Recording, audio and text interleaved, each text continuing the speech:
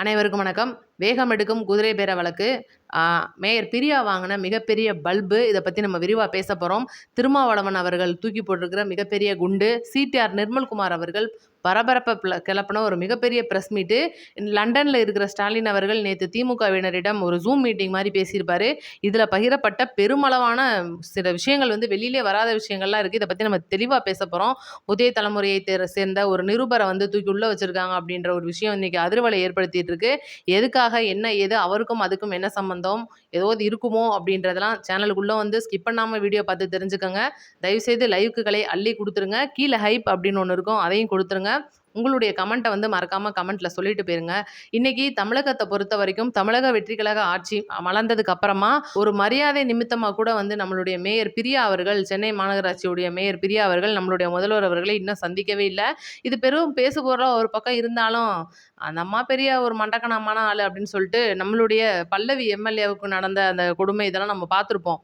எல்லாத்தையும் கடந்து இன்னைக்கு நம்ம வந்திருக்கும் போது, நேற்று அந்தம்மா ஒரு பல்பு வாங்கியிருக்காங்க. என்ன விஷயம் அப்படின்னு கேட்டிங்கன்னா, பாஸ்போர்ட் மையம் அப்படின்னு சொல்லிட்டு மத்திய துறையோட பாஸ்போர்ட் சேவை மையம் சென்னையில் ஓப்பன் பண்ணியிருக்காங்க. விஎஸ் பாபு அவர்கள், எல் முருகன், இந்த அம்மா மேயர் பிரியா அம்மா எல்லாருமே போயிருக்கும்போது மிகப்பெரிய கத்திரிக்கோளை எடுத்து எல் முருகன் அவர்கள் வெட்டும்போது விஎஸ் பாபு அவர்களை பிடிக்க சொல்கிறாங்க. எல்லாமே பிடிக்கும்போது இந்த அம்மா உள்ளே வரதுக்குள்ளே அவர் கட் பண்ணிட்டு உள்ளே போயிட்டாப்புல.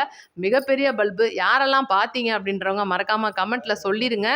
சைடில் ஃபோட்டோ கூட பாருங்கள். நெக்ஸ்ட்டு முக்கியமான விஷயம், மேயர் பிரியா மற்றும் சேகர் பாபு அவர்களுடைய தலையில் விழுந்த மிகப்பெரிய ஒரு விஷயம் அப்படின்றது இன்னைக்கு உத்தண்டி சாலை திட்டம் 2100 கோடி ரூபாய் திட்டத்தை இவ்வளோ நாள் பேசிகிட்டு இருந்தாங்க, ரத்து பண்ணியிருக்காங்க அப்படின்றத தாண்டி நேற்று அமைச்சரவையிலையும் அதுக்கான முழு விஷயத்தையும் பண்ணிட்டு ரத்துனா ரத்து தான் அப்படின்னு சொல்லியிருக்காங்க. ஏவா வேலுவுக்கு கொடுக்கப்பட்ட மிகப்பெரிய இடியாக தான் இதை நம்ம பார்க்க போகிறோம். ஏன்னா ஒரு சாலையை போடாமலே இவ்வளோ கோடி ஆட்டையை போட்டிருக்காருன்றதை தாண்டி 2100 கோடி அப்படின்றது 1400 கோடியில் முடிய போகிற அந்த விஷயத்த கிட்டத்தட்ட 700லேருந்து 800 கோடி ரூபாய் அதிகமாக வச்சு பேசியிருக்காங்க. அப்படின்னா இது திமுகவுக்கு விழுந்த மிகப்பெரிய பேரிடியாக தான் இருக்குது. இந்த ஒரு விஷயம் ரத்து பண்ணின கையோட ஸ்டாலின் அவர்களுடைய லண்டன் பேச்சுவார்த்தை இங்கே உடனடியாக அழைக்கிறாரு. சில பேரை கேட்டால் காரணம் மேகதாதுவை நாங்கள் பேசுகிறோம் அப்படின்றதெல்லாம் சொல்கிறாங்க. முழுக்க முழுக்க ரீல் சுத்தப்பட்ட பொய். இன்னைக்கு ஸ்டாலின் அவர்கள் பேசினா பேசலாம். இன்னைக்கு மேகதாது விஷயம் பல நாட்களாக தமிழகத்தில் போய்கிட்டு இருக்கு. கேட்டால் நாங்கள் நாடாளுமன்ற குளிர்கால கூட்டத்தொடர் அப்படின்னு சொல்லிலாம் பேசுகிறாங்க. முழுக்க முழுக்க பின்னப்பட்ட சதிவலை. இங்கேருந்து 2100 கோடி ரூபாய்க்கான பட்ஜெட் முடிஞ்சிருச்சு அப்படின்னு தெரிஞ்ச உடனே பார்த்தீங்கன்னா மிகப்பெரிய விஷயங்கள் அங்கேருந்து இங்கே அரங்கேற்றதுக்கும், இங்கேருந்து ஆல்ரெடி போனாப்புல பாருங்க, சிங்கப்பூருக்கு போனவருக்கு அங்கே சில விஷயங்களை எப்படிலாம் பதுக்கியிருக்காங்க அப்படின்ற விஷயம் நிறைய இன்னைக்கு காவல்துறையில் வெளியில் வரப்போகுது அப்படின்றது நம்மளுடைய விசாரணையில் தெரிய வருது. இந்த ஒரு குதிரை பேர வழக்கு தான் இன்னைக்கு ஒட்டுமொத்தமாக தமிழகத்தை அதிர்வலை ஏற்படுத்திட்டு இருக்கு. இந்த ஒரு வழக்கில் பார்த்தீங்கன்னா அசோக்குமார் மற்றும் செந்தில் பாலாஜி 2 பேருக்கும் கேஸ் போட்டிருந்தாங்க. 2 பேருக்கும் முன்ஜாமீன் கிடச்சிருந்து. ஆனால் அசோக்குமார் அவர்கள் தெளிவானார். உண்மையிலே தெளிவானவருங்க அப்படின்னு சொல்லலாம், உத்தமருங்க அப்படின்னு சொல்லலாம். ஏன்னா டெய்லி பாருங்க கரூர் காவல் நிலையத்தில் போய் கையெழுத்து போட்டு வர்றாப்புல. அதனால பார்த்தீங்கன்னா அவருடைய நன்னடத்தையை கருதி இந்த நீதிமன்றம் என்ன பண்ணிருச்சு, அவரை அந்த தளர்வுகள் வேணாம், நீங்கள் ரொம்ப எல்லாம் அலைய வேணாம் தம்பி, வெயில் ரொம்ப ஜாஸ்தியாக இருக்குது, அதனால் நீங்கள் வீட்டில் இருந்துக்கோங்க, நீங்கள் எப்போவாது இந்த ஒரு 4 வார காலம் போடுறதெல்லாம் உங்களுக்கு இதோட முடிஞ்சிருச்சு, உங்களுடைய ஜாமீன் முன்ஜாமீன் நீங்கள் பத்திரமா வச்சுக்கோங்க, உங்களை யாரும் போலீஸ்லாம் நெருங்க மாட்டாங்கன்னு சொல்லிட்டு ஒரு உத்தரவாதத்தையும் கொடுத்து அனுப்பிச்சிருக்காங்க.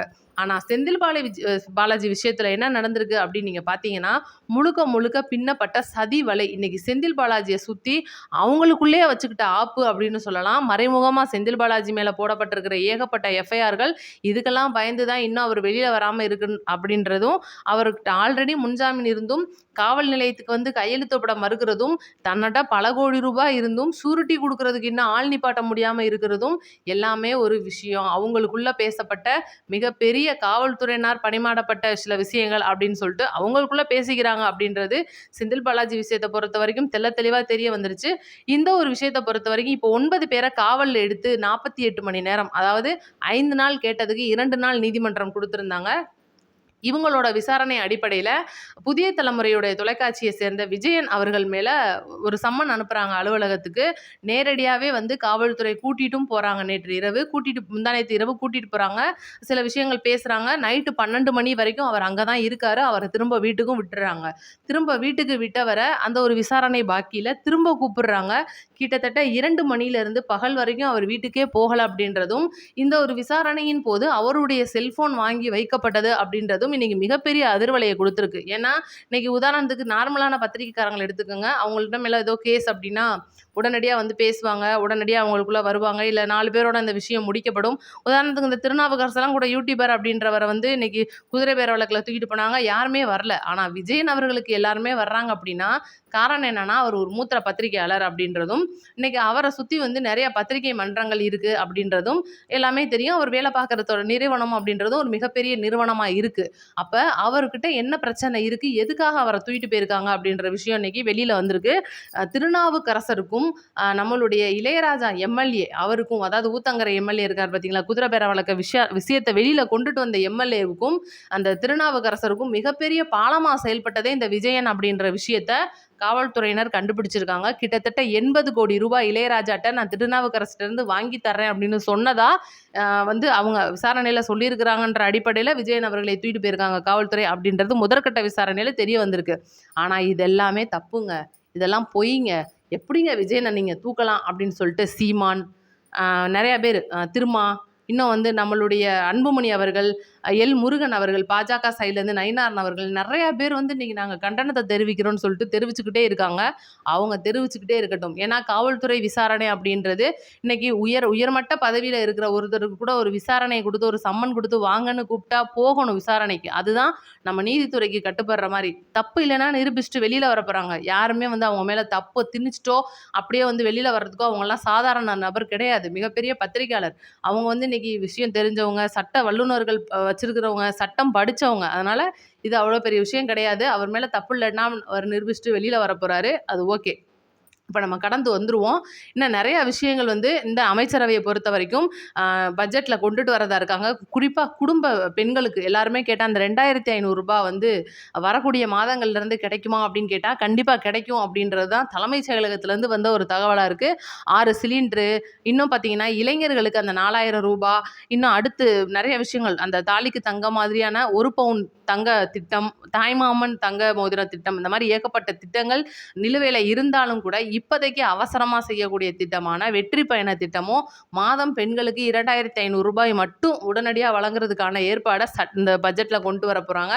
அடுத்தடுத்து அந்த கல்யாணத்துக்கு சீர் விஷயம், அடுத்து பார்த்தீங்கன்னா அண்ணா பிறந்தநாள் அன்னைக்கு அந்த குழந்தைங்களுக்கு தங்க மோதிர விஷயம், குறிப்பாக படித்த இளைஞர்களுக்கு வேலையில்லா பட்டதாரிகளுக்கு மாதம் 4000 ரூபாயான அந்த திட்டம் வந்து உடனடியாக வரப்போகுது. குடும்ப தலைவிகளுக்கு 20 லட்சம் ரூபாய் வரைக்குமான காப்பீடு, இந்த மாதிரி பார்த்தீங்கன்னா அடுத்து மாணவர்களுக்கு, அதாவது உயர்கல்வி போகிற மாணவர்களுக்கு அந்த பேப்பர்லெஸ், அதாவது எந்த ஒரு ஷூரிட்டி இல்லாமல் கல்வி கடன் வழங்குறதுக்கான மிகப்பெரிய விஷயம், இதெல்லாம் பட்ஜெட்டில் அறிவிக்க போகிறாங்க. சொன்ன வாக்குறுதிகளில் இன்றைக்கி நம்மளுடைய தமிழக அரசு நிறையா விஷயங்களை செஞ்சிட்ருக்காங்க. அதனால் பார்த்தீங்கன்னா ஏகப்பட்ட விஷயங்கள் அடுத்தடுத்து நடைபெறதுக்கும் மக்களுக்கு ஒரு சந்தோஷமான நிகழ்வை கொடுக்கறதுக்கும் நிறையா இருக்குது. அதனால் அதெல்லாம் வந்து நீங்கள் அடுத்தடுத்து உங்களுக்கு நான் அடுத்தடுத்த வீடியோவில் தெளிவாக சொல்லிகிட்டே இருப்பேன். நோட்டிஃபிகேஷன் பட்டனை மட்டும் ஆன் பண்ணி வச்சுக்கோங்க. அடுத்து முக்கியமான விஷயத்தை நம்ம சொல்ல வந்தது என்னன்னா, 3 கட்சி நிர்மல்குமார் அவர்கள் கொடுத்த பேட்டி விஷயம் சொன்னேன் பார்த்தீங்களா. இன்னைக்கு இவ்வளோ நாளாக நம்ம நினச்சிட்டு இருந்தோம், இன்னைக்கு திமுக வந்து பிஜேபியோட போய் சேரப்போகுது, அதிமுக வந்து பிஜேபியோட சேர்ந்துக்கிட்டு இன்னைக்கு தமிழக வெற்றிக்கழக ஆட்சியை எதிர்க்கிறாங்க, அதிமுகவும் திமுகவும் சேரப்போகுது இப்படின்றதெல்லாம் நம்ம போட்டு உருட்டிட்டு இருந்தோம் பார்த்தீங்களா. முழுக்க இதெல்லாம் தப்புங்க. திமுக, அதிமுக, பாஜக 3மே ஒன்று சேருது தமிழக வெற்றிக்கழக ஆட்சியை எதிர்த்து. வரக்கூடிய இடைத்தேர்தலில் மிகப்பெரிய மாறுதல் இருக்க போகுது அப்படின்னு சிடிஆர் நிர்மல்குமார் அவர்கள் சொல்கிறாரு. நேற்று நடந்த ஒரே ஒரு அமைச்சரவை கூட்டம், இதுக்கு முன்னாடி ஒன்று நடந்துச்சு, ஆனால் நேற்று 2வது தடவை நடந்திருக்கிறதுல ஏகப்பட்ட விஷயங்கள் வெளியில் வந்திருக்கு. சுகாதாரத்துறையாக இருக்கட்டும், மின்சாரத்துறையாக இருக்கட்டும், மின்சாரத்துறையெல்லாம் ஆர்டரே போட்டிருக்காங்க. மின்துறை அதிகாரிகள் நாளைக்கு எல்லாரும் ஆஜராக இருக்கணும், மக்களுக்கு மின்தடை ஏற்படக்கூடாதுன்னு சொல்லிட்டு ஏகப்பட்ட விஷயங்களை கலைந்து எடுத்திருக்காங்க. விஜய் அவர்கள் ரொம்பவே கோவமாக பல விஷயங்களை சொல்லியிருக்காரு அப்படின்ற ஒரு தகவல் வந்திருக்கு. பார்ப்போம் அடுத்தடுத்து நம்மளுடைய தமிழக அமைச்சரவையும் சரி, தமிழ்நாட்டிலையும் சரி, இந்த ஊழல் குற்றச்சாட்டு வர்றது, இந்த மாதிரி விஷயங்களுக்கு கடிவாளம் போடப்படும் அப்படின்றதையும் சொல்லியிருக்காரு. நிறைய விஷயங்கள் நம்ம சொல்கிறதா இருக்கும். அடுத்தடுத்து ஸ்கிப் பண்ணாமல் பார்த்ததுக்கு ரொம்ப நன்றி. நம்ம வீடியோ சேனலை 4 பேருக்கு ஷேர் பண்ணி விடுங்க. நன்றி, வணக்கம்.